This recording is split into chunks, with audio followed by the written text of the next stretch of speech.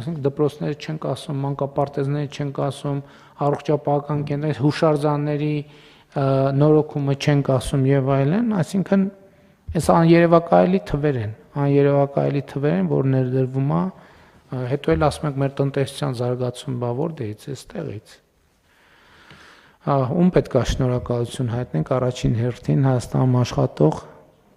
արդյունք ստեղծող, հարկերը վճարող եւ մոռանում եմ միշտ հիմա մի բան ենք ավելացրել ՀԴՄ կտրող տրամադրող եւ ՀԴՄ պահանջել չմոռացող քաղաքացիներին պետք է շնորհակալություն հայտնենք,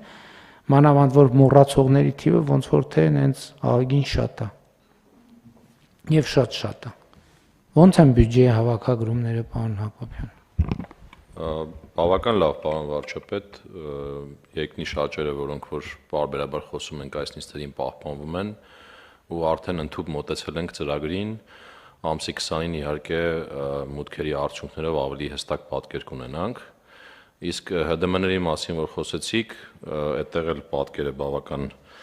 լավն է ու բոլոր կտրոններով քանակով եթե նայենք 18%-անոց աճ ունենք, հասույթով 11%-անոց աճ ունենք, բայց այստեղ ուրախալին նա է, որ անկանխիկի վարքագիծը կտրուկ փոխվել է առևտրում եւ այս թվերի համեմատ կտրոնների քանակով անկանխիկի 52%-անոց աճ ունենք, իսկ հասույթների 31%-անոց